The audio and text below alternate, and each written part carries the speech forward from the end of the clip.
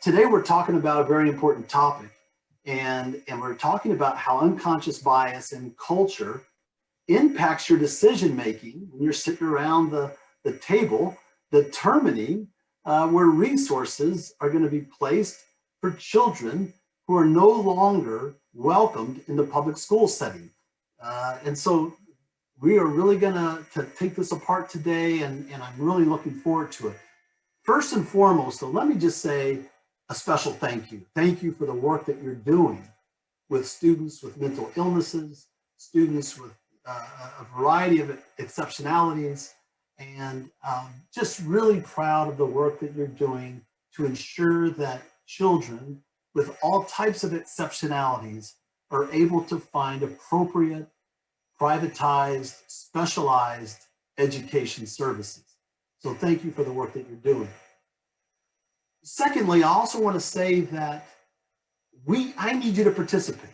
I need you to get into that chat box and ask your questions. I need you to make your comments. I want you to give your thoughts, your disagreements, because when we all participate as a body of learners, we learn more. We learn from each other, and that's what's most important. So as we get started, just make sure that you're engaged by jumping into the chat box, and I think all will go well.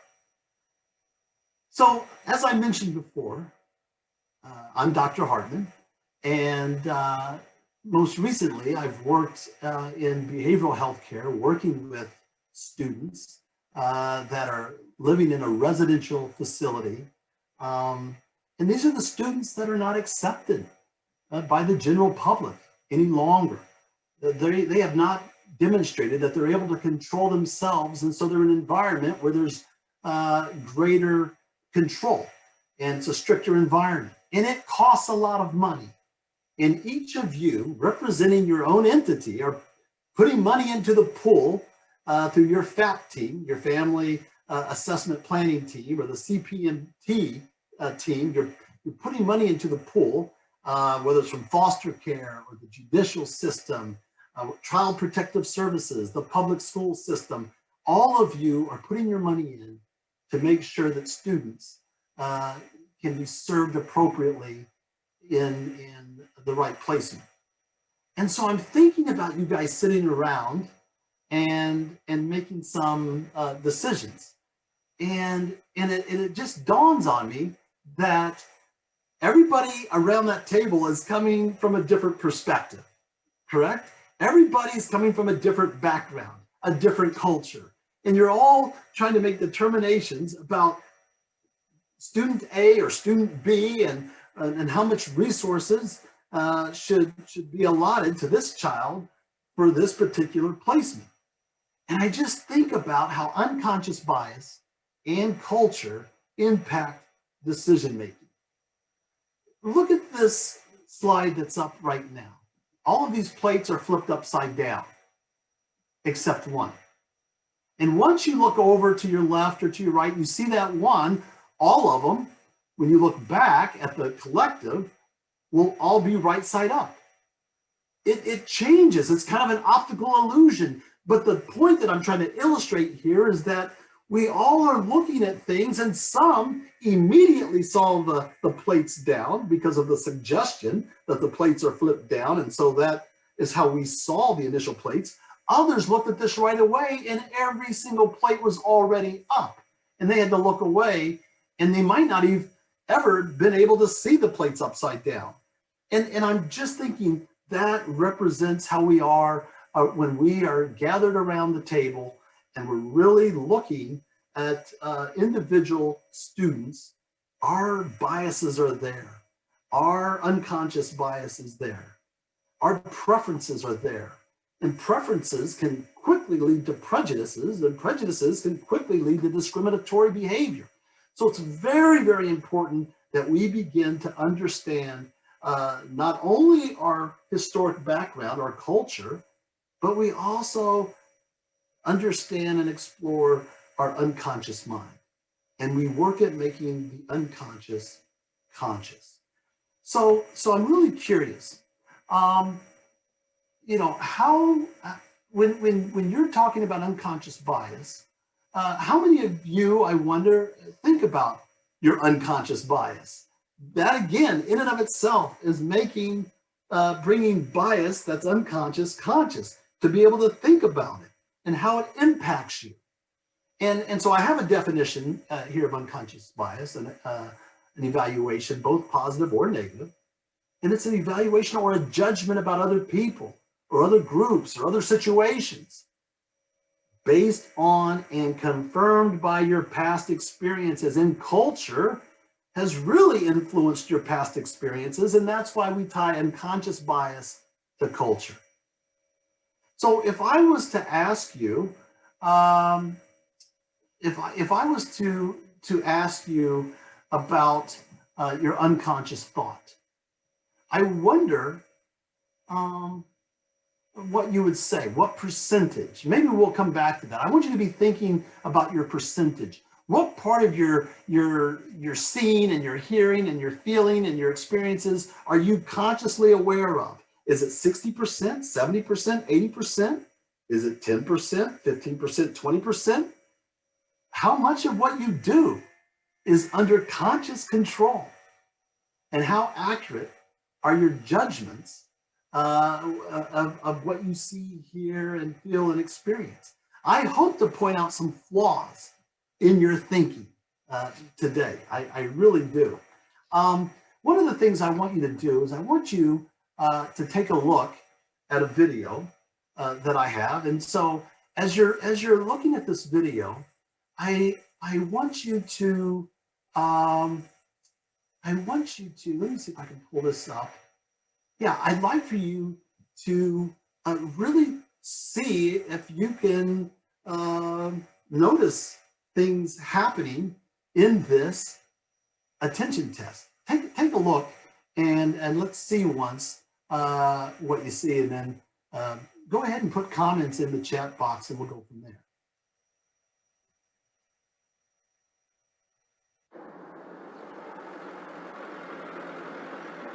To test just how much attention the attention-stealing design of the new Skoda Fabia actually steals, we left one parked on this ordinary road in West London. We wanted to see if its sharp crystalline shapes, bold lines, and lower, wider profile would attract the desired level of attention. Will the 17-inch black alloy wheels stop passers-by in their tracks? Will the angular headlights attract the attention of other road users? Will a crowd gather to check out its fresh, sporty look? Well, not quite. But did the attention-stealing design distract you from noticing that the entire street has been changing right before your very eyes? Don't believe us? Have another look. Did you spot the van changing to a taxi? How about the scooter changing to a pair of bicycles? Or the lady holding a pig? Let alone the fact that the entire street is now completely different. Didn't think so. Okay, so really, I find that quite fascinating every time that I find that really interesting. And so tell me a little bit about in the chat box. Tell me a little bit about what you saw there. Did you notice things happening when you're looking for one thing? You notice things completely around you. And so I think that is that is a really interesting thing. Here is what we're talking about. Look at these numbers. 88% of everything that we hear, feel, experience, what's under our conscious control, 88% is not, only 12% is under our conscious control. 88% is not under our conscious control. And so think about, people driving down the interstate. Their mind is a million miles away, but they absolutely are doing everything appropriately. Some people are even looking at their phone while they're driving, which is not legal and should not happen. But it scares me to death when I'm driving and people are in a different place. They're driving subconsciously, and it's not a conscious exercise. I can remember going on vacation with my daughters and my wife. And my daughter's in the back seat, and it's like having the Kardashian sisters back there. And they're getting louder and louder, and all of a sudden it starts to rain. I'm trying to listen to a baseball game, so I've been turning up the radio, and my wife is reading a book, but the girls are basically out of control in the back seat, all three of them. And so it starts to rain, and it gets harder and harder. And all of a sudden, I can hardly see where I'm going. What do you think the first thing I do is, right? Okay. So I turn off the radio. Isn't that interesting? What was once subconscious, I'm now having real cognitive effort here, a real cognitive work taking place. And so I have to eliminate some things. So I turn off the radio, and then what do I do next?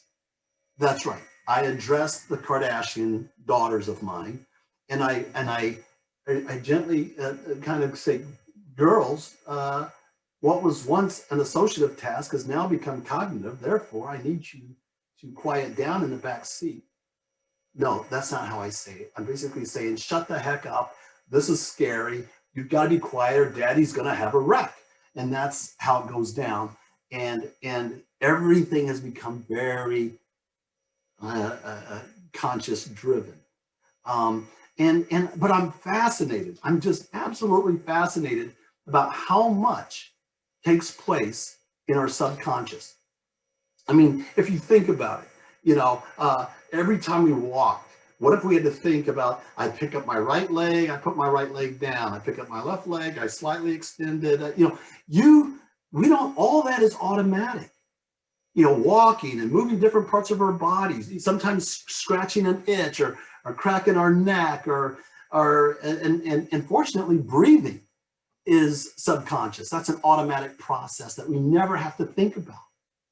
Matter of fact, I find breathing really kind of exceptional, because anyone who's leading a mindfulness exercise, the very first thing they do is say, I want you to focus on that's right, your breathing. Okay. And you start really, breathe in, hold for 4 seconds. Okay. Release for 4 seconds. You're focused on your breathing, because that's such an automatic process that we don't have to think about. And we're moving the subconscious to the conscious.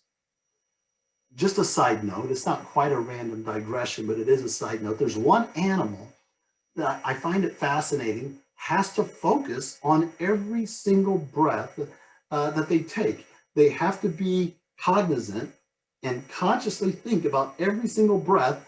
And that animal is the dolphin. And you think, what in the world? They're underwater. They'll drown. When do they sleep? How do they do that? But sure enough, because they have to come up for air and they have to breathe, they have to focus on their breathing. Half of their brain goes to sleep at a time, and the other half is awake, so that they can focus on its breathing. And then that half goes to sleep, and the other half awakens, so it never misses a beat, and it can always be focused on its breathing. And so, I think it's going to serve us well that when we think about unconscious bias, we really have to begin to understand what takes place consciously and what takes place unconsciously. And here's a great slide, and I think it'll make sense to you as you're looking at it. Look at the things that take place in your subconscious, or you don't have to think about it actively. And the one that really strikes me is habits and patterns. Habits and patterns. In other words, there are neural pathways that have been so well traveled that when you enter into a certain situation, that pathway is just wide, and that's where our thinking goes, right down that interstate, and we fall into this habit or pattern, and you're not even thinking about it. It's just what you do. It's almost like when you take a bite, and when your spoon gets about an inch away from your mouth automatically opens, and you don't even have to think about it. It's a pattern, it's a habit, and it's unconscious. For me, it's eating nachos at night. If I am in bed and I'm hungry, I mean, it's a habit. I don't even have to, it's nothing conscious about it. I've gone to the refrigerator, I see the shredded cheese, I get the tortilla chips, I'm making nachos every time, even if I'm trying to lose weight, because that pattern is well established for the last X number of years. And so some of you know exactly what I'm talking about. And, but then look over on the conscious side. Again, the willpower, combating habits and patterns, right? Thank God for neuroplasticity, where new pathways can be developed. Our brain is absolutely like plastic and can be remolded, can be changed.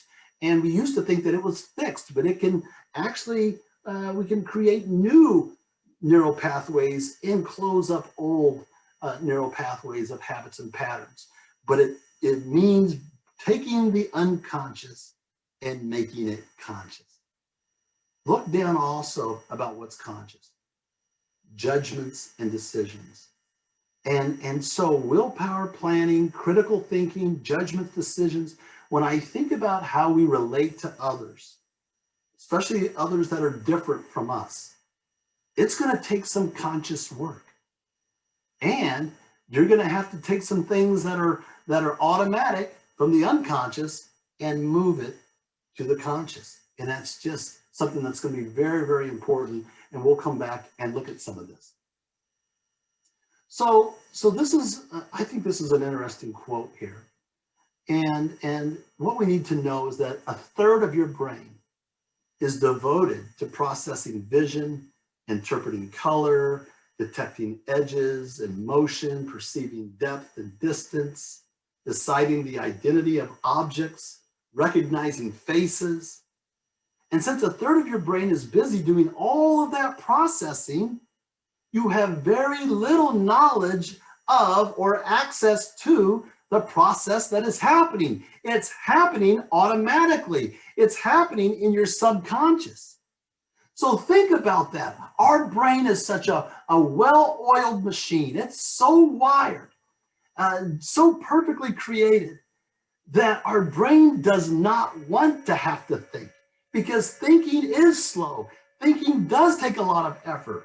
Thinking is unreliable. It wants to trust itself to be on automatic pilot and run the show as much as possible. Brains are created not to think. And that's a radical thing to think about, especially when it comes to racism, when it comes to snap judgments, when it comes to prejudice. Think about, our brain wants to take shortcuts. It wants to categorize and put people into boxes and leave them there and generalize. It operates very discriminately. It wants to be able to separate out and organize. So I almost think our brain is created to really be racist in a sense, or at least prejudicial in a sense. And we'll come back and you know, racism, that includes a lot of power dynamics. So we'll set that aside for right now. Let's focus though on our prejudice and our judgments. And I do think that our brains really lead us to be more prejudiced and more judgmental, because it doesn't want to have to think. So keep that in mind. And I think that's very, very important. The slide that you have in front of you is a sentence that comes out of academia. Okay, it's an academic, it's academic language. I mean, who talks like this, right? Academicians talk like this. Finished files are the result of years of scientific study combined with the experience of years. What does that mean? So what I really want you to do right now in your mind is I want you to think. I want you to feel how hard it is to take this sentence and translate it into layman's terms. Okay, what does this sentence mean in layman's terms? Start typing and put it into the chat. I really want to see the work that's happening in your mind right now. What is the process? finished files are the result of years of scientific study combined with the experience of years. That should be effortful. It should be difficult. You're going to have to exercise some type of process. See if you can do it. If I was going to give you a quiz on it, if I was going to give you a test on how well you took this academic sentence and translated it into layman's terms, what grade would you get? How well would you do? Thinking is hard. So let's do something else that doesn't take as much cognitive effort.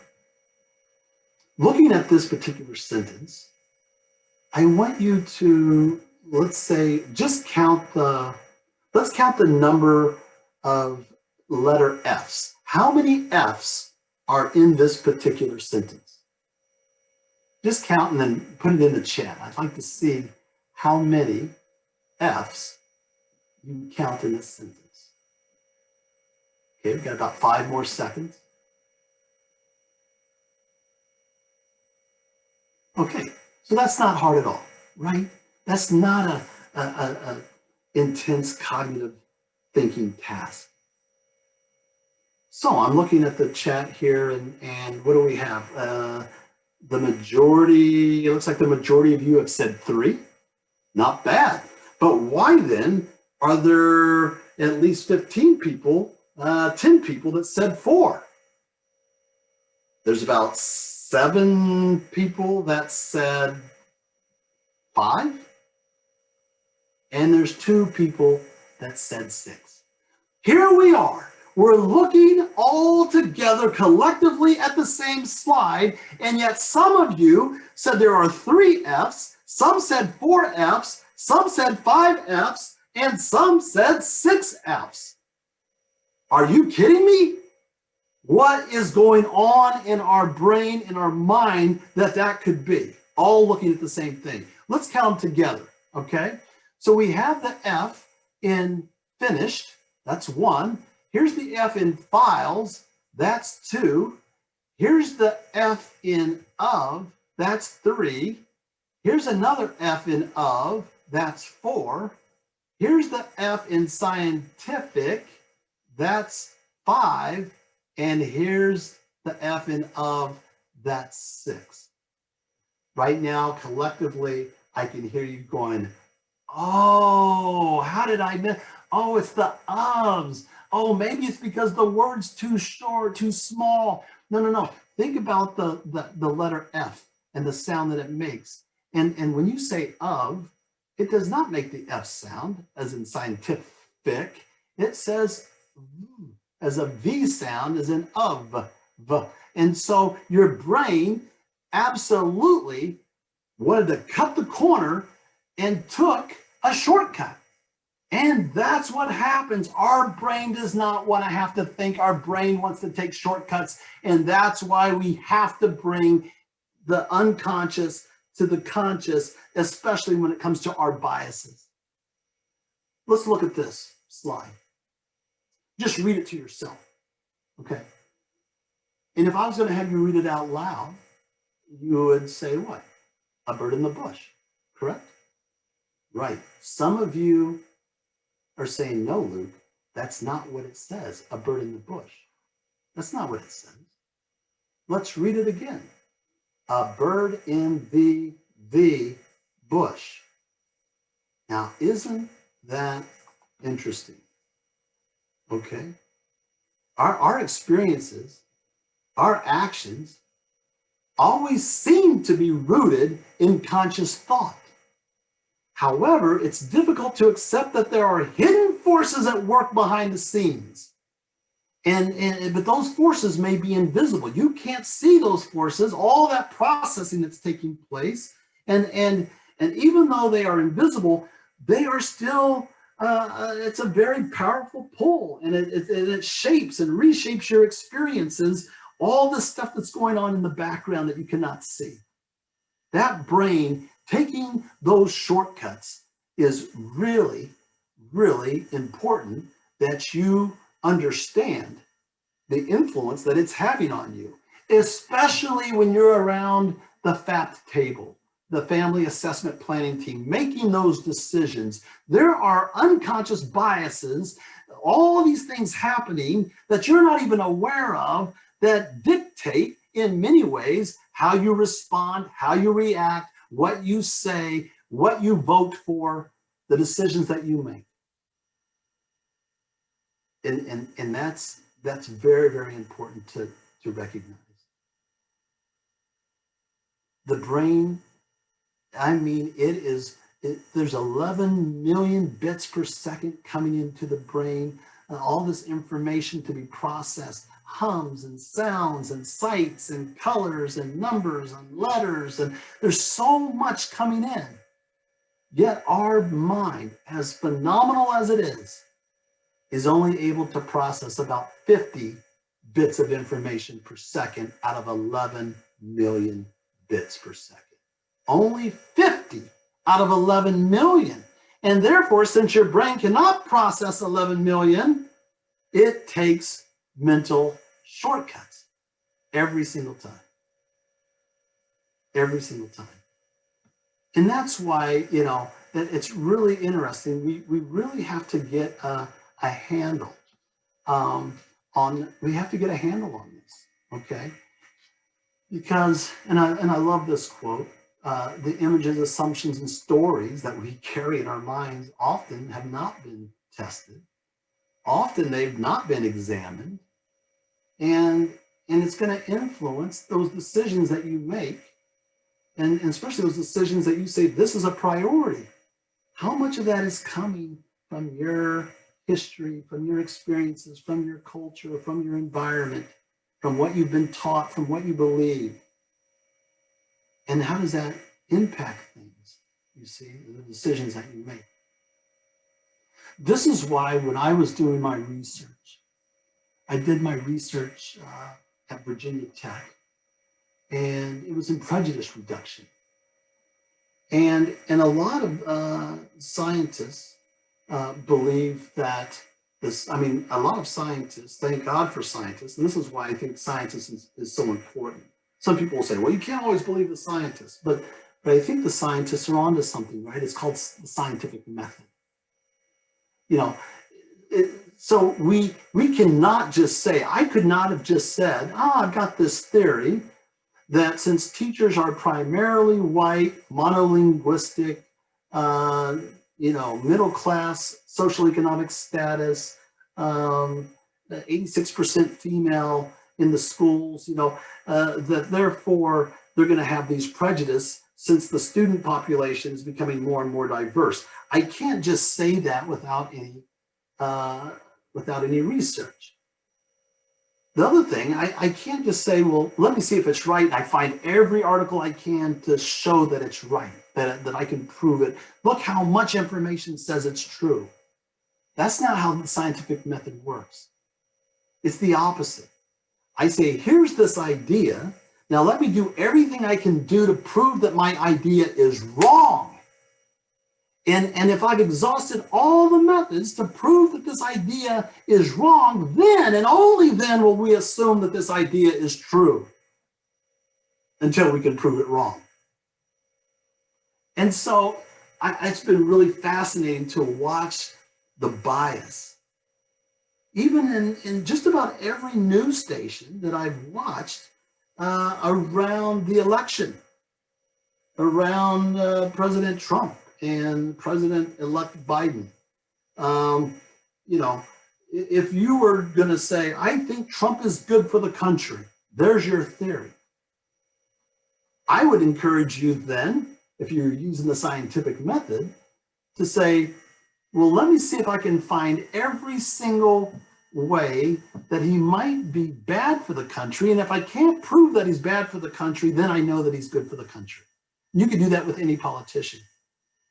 But we have to, and I use that as an example, when we're talking about kids from all different kinds of backgrounds that we're making decisions about, especially placing them into a more restrictive environment for education, We must continue to ask questions so that emotions that we have come from a right place and not just our untested preferences or prejudices that can quickly become somewhat discriminatory. Does that make sense?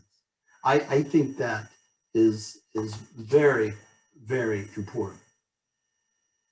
Now, one of the things that we need to be aware of is just kind of how our brain works. We have this limbic system, the reptilian brain, some would say, right? The amygdala. And it is fight, flight, freeze, faint. It's fast, it's automatic, it's emotional. That's where the quick snap judgments, stereotyping come. It comes out of your subconscious. And really, in many ways, it keeps us alive. That's why we call it the reptilian brain. I mean, this part of the brain was well evolved, much further than the frontal lobe, because it kept people alive. Think about the day when you hear just something rustling around in the bushes way back in the days of the Neanderthal. And if that reptilian brain doesn't respond quick enough, a saber-toothed tiger has you, you're done. It was life and death. Believe me, it evolved. And so it still functions much faster than the frontal lobe, which evolved much later. The frontal lobe is where your critical thinking takes place, the executive function. It's more slow and effortful and logical, and it's conscious. And I'm just saying that we've got this limbic system, and if you look here at my hand, and this is the brain, you know, sometimes we flip our lid. Here's the limbic system. This is the amygdala right here, covered up by our frontal lobe. But someone says something that we disagree with, or they challenge a belief or a value that we have, boom, reptilian. We just explode, just blow our tops. And then pretty soon, the frontal lobe gets back attached here, and we begin to think things through and think, oh, well, maybe, okay, I could see it a different way. I think about that quite often. I think that what we have to understand with our own minds is that our mind is fallible. We are so arrogant in our thinking that whatever I see is right, is truth, is the way it should be. And we often believe our consciousness to be infallible. There's no way that this could be wrong. This is the way I saw it. But others are bringing their experiences and their unconscious biases to the table, and they're perceiving things maybe very differently. And as we learned, whether it was only seeing 3 F's instead of 6 F's in a sentence, or not spotting an error, the bird in the bush, we learned that we actually can be somewhat mistaken. And so what I would like for us to do right now, I want to go back to this fast thinking, that limbic system, that snap judgment, that stereotypical mindset that can come from the subconscious versus slowing down the thinking. Let's take a look. I'm going to see if I can share another clip with you that I think you'll find interesting. And let's see if you can identify the fast thinking and the slow thinking in decision making during this illustration.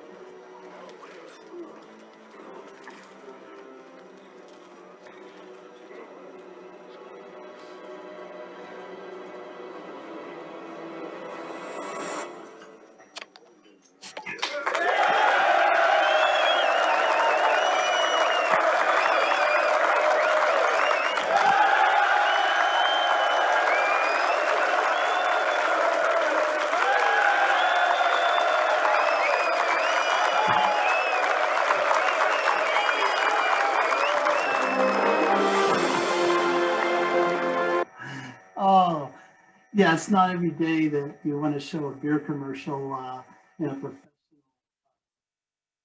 conference, but I do think that that kind of captures something. What were you thinking? What would you have done? Would you have sat down and yeah, would you have sat down in that group?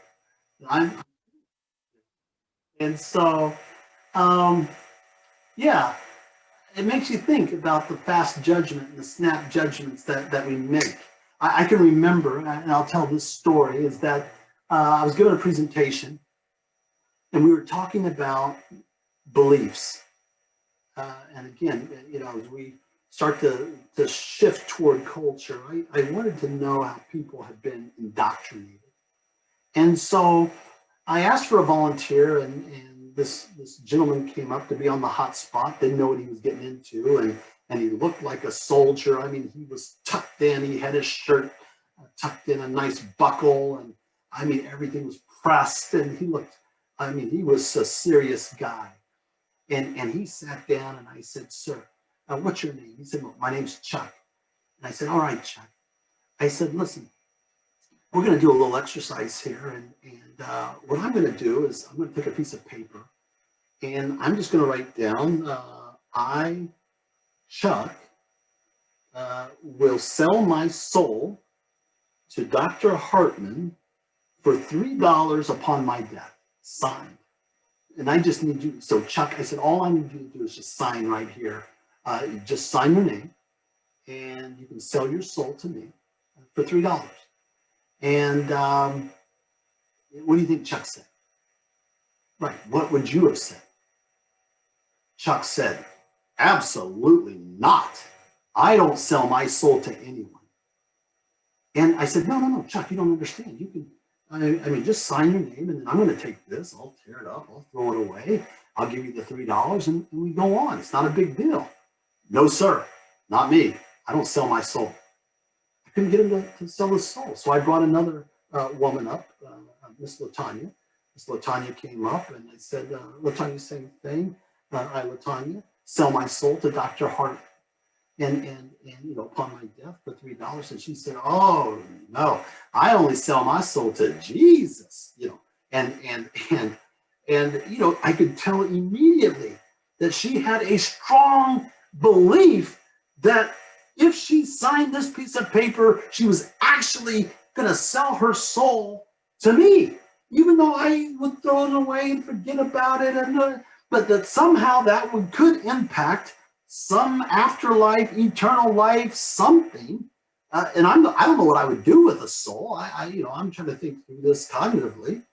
There was one guy, he was a rock and roll kind of guy, and I called him up and I said, "Hey, what's your name?" He said, "Oh, my name is Scott, but you can call me Scooter." I said, "Oh, okay, Scooter. Listen, how about you sell your soul to Dr. Hartman for $3? He said, "Hey, I don't mind selling my soul to you, but you're going to have to pay me a lot more than $3. My soul's worth a lot more than that." But he wasn't thinking about anything from a belief standpoint about his soul and I might have control over. And so I find that interesting. Our worldview, which we call schema, just the way that we organize the world that we watch, is so influenced by our past experiences in many, many ways. Okay, so our schema, it keeps us organized and in our kind of our patterns of thought. You can kind of, it's all the influences, whether it was the church. I can always tell when the church has really influenced someone's schema, like Latanya. Miss Latanya's schema had been influenced by church and her belief about Satan and selling the soul and the devil and hell and heaven. Or maybe it's era. These millennials, they don't work very hard, etc. Or the millennials saying, "Oh, these old guys, they can't even keep up with the technology. I'm always having to help them out at work." And schema gives us a perception. If you go back to that second slide with the plates, think about your schema. Maybe you were raised in the North. Maybe you were raised in the South. that impacts how you view things, whether you've traveled overseas or not. I was a middle school administrator once upon a long time ago, and there were two boys in our newcomer class. That means they had just arrived from overseas and didn't know the language or the culture, so they go into this newcomer class. But they were walking down the 7th grade hallway. A teacher grabs me, Dr. Hartman, what are you going to do about these two boys? They're holding hands in the hallway and the kids are calling them gay. Well, she had not traveled. She hadn't seen how people of the same sex interact. And often holding hands is at least when I was in the Middle East, holding hands was a symbol of endearment, a symbol of friendship, a symbol of kindness, a symbol of affinity. And it didn't mean the same thing that in this teacher's mind it meant, or to the other students' minds it meant in the hallway. This was a cross-cultural encounter of the closest kind, and it came really, you could really look at this from different points of view. This was about schema. And once you have created or accepted your schema, you will fight hard to sustain it, no matter what. So I want you to take a look at this famous picture. And right now, matter of fact, in the chat, if you would say, if you could just guess what it is right now, just look at it and guess what it is. I will, if you get it right, I will go to your registration, your email, and I will send you $50. $50 right now. You're only going to have about 20 more seconds. So put it in the chat. Guess what it is. $20 if you can tell me what it is. I was giving this. I'm giving you just a little extra time to get your guess in.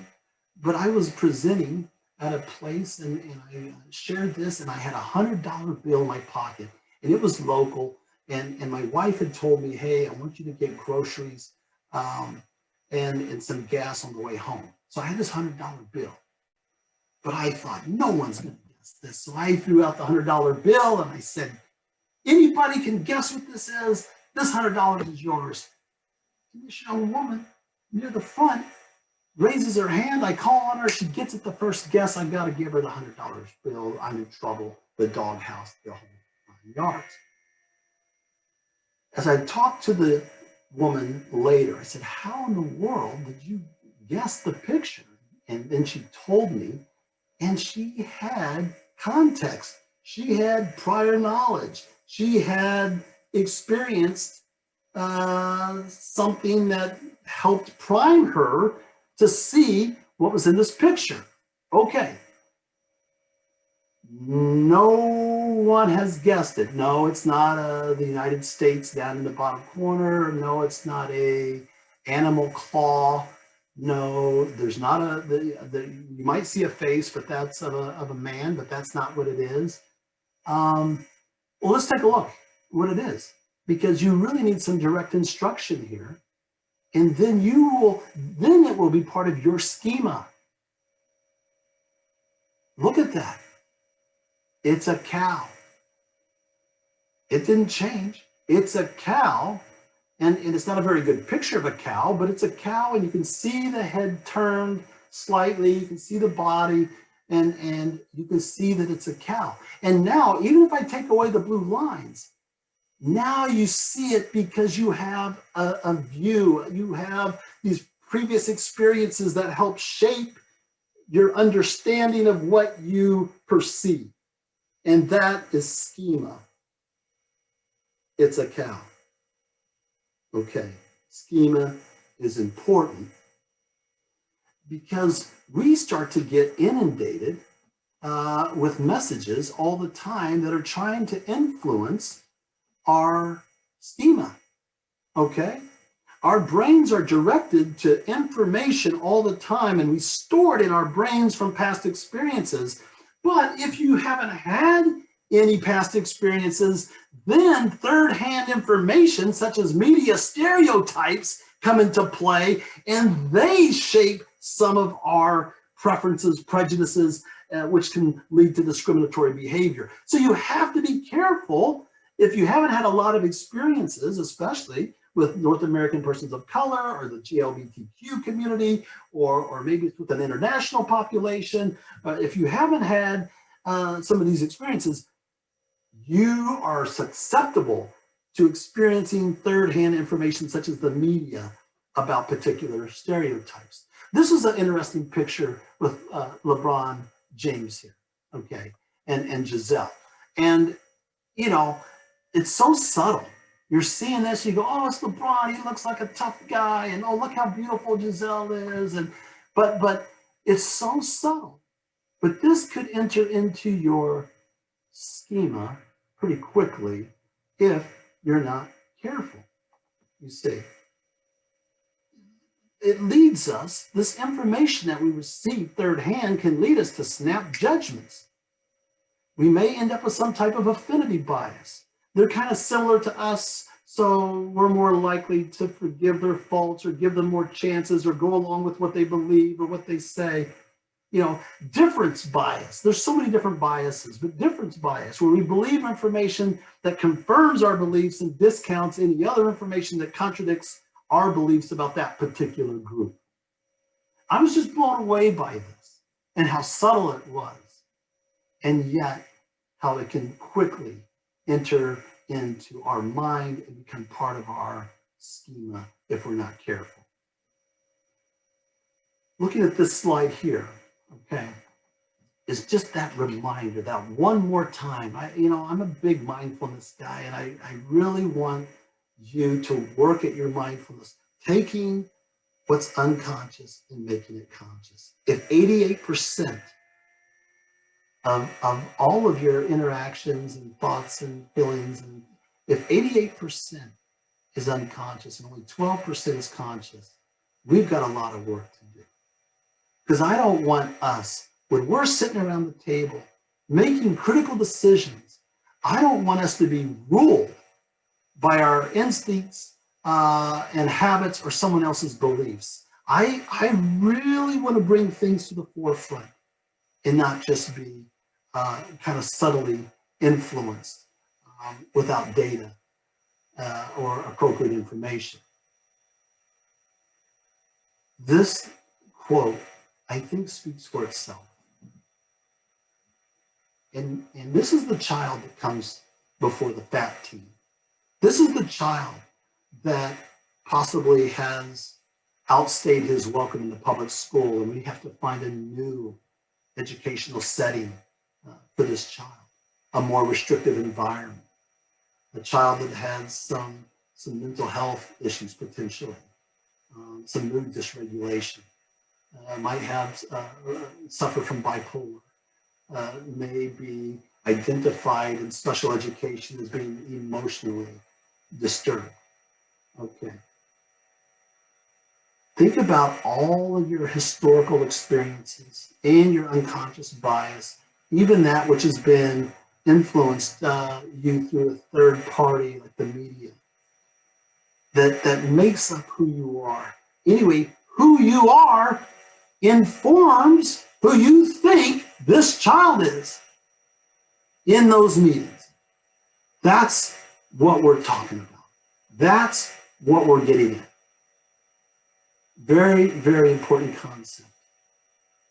So we've talked a lot about the unconscious bias, but let's talk just a little bit about your background, about those experiences, about the way you were brought up, about your culture. And let's think about that, because it does determine. Have you ever been around a person and all of a sudden you start talking kind of like that person, using the language that they use, even the accent that they use? I mean, our family had moved from the Midwest to the South and the Southeast. And one of my daughters was very young. And I'm telling you right now, she's got a Southern accent that is pretty thick, especially when she gets excited.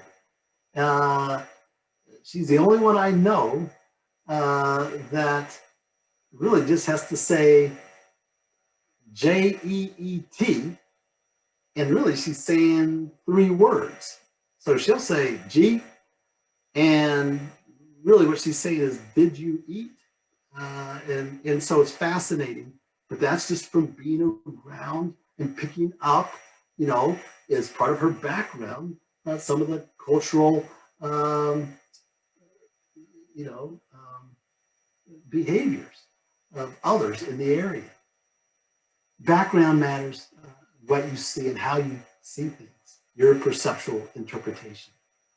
And it also influences what you think. I want to, I'm going to go to another slide here, because culture is really basically just the way you do things around your area. In your area, it's just the way we do things, right? That's culture. Culture is what's important to you, right? Which are your values? It's what you value. What's important to you? What do you believe to be true? My guess is you live around others who believe similar beliefs to you in many cases. Birds of the same feather tend to flock together, and environmentally, what does that mean for your culture? What's true? And then and what's perceived? What are the norms? How do you believe people should be living their lives? And I think that's pretty important to understand that your past experiences shape your perception of reality. And think about that when you're sitting around that table, because none of you have shared all the same past experiences. And so most of the time, it's safe to say that your perceptions of reality will also differ.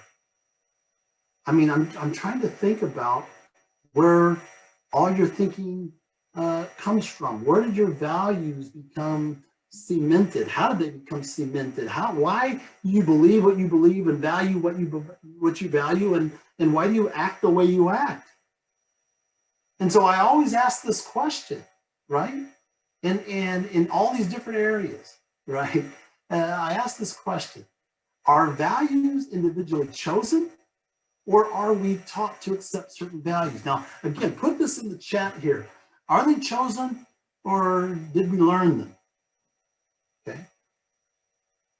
So most of you are saying both. And that's probably true. When you were young, you were taught to accept certain values. Maybe some of you, as you got older, you chose to shed some values or some beliefs. That's always hard. But you're probably saying, no, I individually chose what I believe now or what I value. But again, think about that. How much of it was some type of influence that you might have had? You know, maybe there was some folks that led by example, and you said, "Oh, I want to be just like that teacher. I want to be just like that basketball player and the way he responded." You know, I like that about her and the way she lives her life. So maybe you picked up some values through example. Maybe there were some rules growing up. Maybe you went to a parochial school of some type, and it was very strict. And you learned that, you know, early is on time is late is rude, and that's just the way it is. Or maybe you're in the military, and so you had these rules and regulations, and it did shape the way that you, what you believe and what you value, right? Possibly there were people that you just had great conversations with over time, respectful, reasonable arguments, someone that's really smart that you view as being smart, and you were sharing ideas. You go, you know what, they have a pretty good point there. I really think that maybe I believe that too. That's interesting. And then there were those that maybe you looked up to, that they would work your conscience. They would say, "You got to be kidding. You don't believe that, do you?" And so all of a sudden you started questioning, oh, should I not believe that? And you felt this kind of moral pressure to reject an unacceptable point of view. And so that can influence your value system or what you're bringing to the table. And then there's limited choices. A lot of times I see this in parenting or in, with teachers. Either you go along with this or you can go to the office. Either you do this or either you agree, or you're not coming to the table. You're not going to sit at our table if that's what you believe. I hope that's not the case, but some of you may have experienced some of that. And so now when you're around others, you kind of use the same tool. You limit the choices to shape beliefs and values. And of course, there are those inspirational leaders, those folks that you go, man, they moved me. I'm so motivated. That was evocative. It evoked emotion. And yes, viva, whatever it is, and you just love it. And that's now a value of yours. And of course, we've talked a lot, not a lot, but some about religious dogma that you grew up and, the church was only asking you the questions that the church had the answers to. And those answers became your value system. And then there might have been a little bit of an existential crisis, potentially, when you got older, got married, or you moved out on your own. And all of a sudden, there's a new set of questions that the church possibly or the religion didn't prepare you for. And it could create some type of a existential crisis. I don't know. And maybe I've gone too far with that. But what I'm saying is religious dogma can also shape values and beliefs pretty significantly. With that being said, and I want to start to wrap it up here, okay? What again, I keep coming back to this, what we have to be aware of is our own cultural understanding and our own unconscious thinking. Because human values are the main causes of human action, right? Let's look at this. Look at this slide a little bit.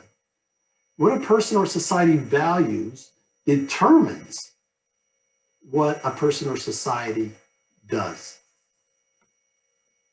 So, with that being said, what can be done to improve your individual and collective practice as family assessment planning team members or the CPM team members, making those decisions, serving as gatekeepers? What can you do? And there's so much that we could talk about and get into, but I think what I want to do is I want to look at maybe just a couple of things. Be humble about your own culture, if you will, right? If you could just get to know your own cultural background, think about why you do the things and believe the things and value the things that you do.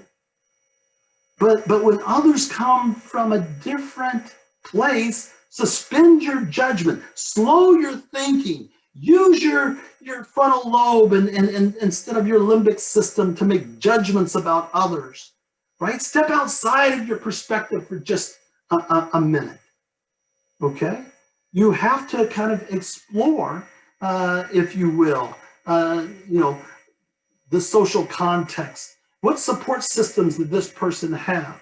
What was what has their previous health or behavioral been like? Has there been any environmental change that's taken place? What do they really know about about poverty, or what's it been to be a language learner and coming in new? How has that impacted? And you have to really step outside of your perspective and focus on each individual person, have a person-focused perspective when you're making those decisions about what restrictive environment they should be placed in, right? So you really have to really be humble coming from your own cultural background and show some cultural humility and try to understand where the other person is coming from. So this is a good way of looking at it. When you're sitting around that table, start with compassion and sincerity.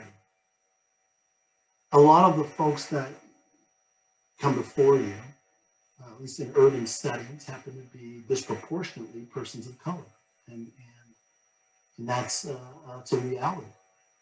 And it's interesting, you'll notice that I put on this slide minorities in quotations. I even capitalized it because minority in this day and age is more than just a number, right? I mean, I've heard of out in Texas and Arizona and California, and New Mexico, I've heard of majority minority schools. Well, that's a real interesting concept, majority minority schools. So what does minority really mean, right? Is it kind of some type of a pan-racial term, pan-ethnic term? What I want us to be careful of is that it's not a double entendre that says minority means less than, sub, fewer, not just fewer numerically, but less than by way of humanity. And it can be subtle. So I don't use this very often, but if I do use the word minority, I put it in quotation marks. But here we're talking about most minorities have developed a sharp sense, a keen sense, often detecting when they feel like they have been condescended, manipulated, or when there's insincerity. And there's no substitute for compassion and sincerity when you're carrying out your services and that family is in front of you around that table and you're making decisions about that child's life in front of the parent. Just really lead with compassion and sincerity. Withhold those kind of ethnocentric judgments, those snap judgments, or the distrust or the fear that sometimes creeps in from our unconscious. Okay, demonstrate respect, compassion, and sincerity. What I don't want you to do is be colorblind and say, well, I haven't even noticed that you're any different. We're all humans. Let's just treat each other okay. We all have the same feelings. Yeah, I don't care if you're pink, green, blue, purple. That doesn't help because really, if you think about it, in this country, what is attributed to the 7 genes of melanin that determine, the 7 genes that determine melanin, the color of skin, there's quite a bit. Whether it's, was in the redlining and the real estate practices or the banking practices and who could get loans and who couldn't, or the criminal justice system and who goes to prison for what and gets how long of sentences, or there's been a lot that's been systemically attributed to color. So when you say, I don't see color, that can be pretty offensive because first of all, I want you to see the beauty of this color. The second thing is I want you to understand that if you don't see color, then you don't see some of the things that negatively have been attributed to color in our country. And so that's not being culturally sensitive when we go that direction. And we could say a whole lot more, but that's a whole different presentation.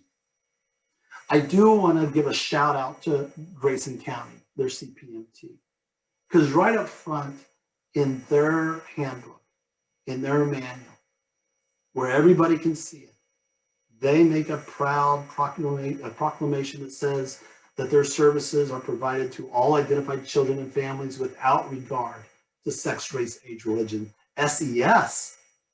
Interesting. They stick in SES. Handicapping conditions, sexual orientation, or national origin. They put it out there and said, we're not going to discriminate. We're going to be conscientious. We're going to bring to the table our understanding of our own unconscious preferences and prejudices. We're going to bring to the table our own understanding of our culture and how it's influenced us to perceive other. And we're going to suspend judgment, and we're going to really work at this, and it's in our policy so that it guides our behaviors, our thoughts, our discussions.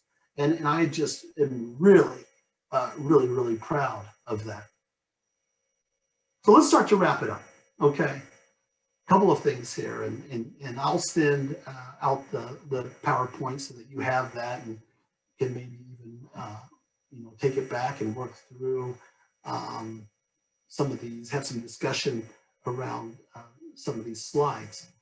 But we all have biases, we all have preferences. and they're pretty unconscious. They're they're fairly implicit. Okay. But we have to take the flashlight and we've got to put it on ourselves, and we've got to be very mindful. We've got to bring that from the unconscious to the conscious. We can't live with that 88%. There are some things that need more thought, and that has a lot to do with how we perceive other and how we treat other and how we learn to celebrate otherness. You know, the worst four-letter word in the English language is the word them, THEM. And anytime you're using words like them, I hope you'll pull out your flashlight and start to really shine a light on what that means. Okay. I also want you to have to check your own infallibility. You are fallible.